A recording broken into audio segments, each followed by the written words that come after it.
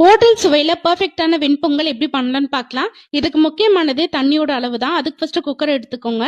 அதுல 1 டம்ளர் பச்சரிசி, 1/2 டம்ளர் பாசிப்பருப்பு, 1 டம்ளர் பால், கூடவே 4 டம்ளர் தண்ணி சேர்த்துக்கோங்க. பால் சேர்க்கும் போது டேஸ்ட் இன்னும் நல்லா இருக்கும். இது கூடவே கொஞ்சமா இஞ்சியை இந்த மாதிரி துருவி சேர்த்துக்கலாம். அடுத்து 1/2 டீஸ்பூன் சீரகம், 1 சிட்டிகை பெருங்காயத்தூள், 1 டேபிள் ஸ்பூன் நெய், தேவையான உப்பு சேர்த்துட்டு மீடியம் ஃப்ளேம்ல ஒரு 4ல இருந்து 5 விசில் விட்டு வேக வச்சு எடுத்துக்கோங்க. இப்ப தாளிப்புக்கு 4 டேபிள் ஸ்பூன் எண்ணெயில 1 டேபிள் ஸ்பூன் மிளகு, 1 டேபிள் ஸ்பூன் சீரகம், பொடியா கட் பண்ண இஞ்சி, 10 முந்திரி பருப்பு, கொஞ்சமா கருவேப்பிலை, ஒரு 1/2 டீஸ்பூன் பெருங்காயத்தூள் சேர்த்துட்டு நல்லா ஃப்ரை பண்ணிக்கோங்க. இப்ப குக்கர்ல பிரஷர் போனோடனே நம்ம ரெடி பண்ண தாளிப்பை இது கூட சேர்த்துக்கலாம். லாஸ்டா ஒரு 3 டேபிள் ஸ்பூன் நெய் சேர்த்துட்டு எல்லாத்தையும் நல்லா மிக்ஸ் பண்ணி விட்டுட்டீங்கன்னா சூப்பர் அண்ட் டேஸ்டியான வெண்பொங்கல் வந்து ரெடி.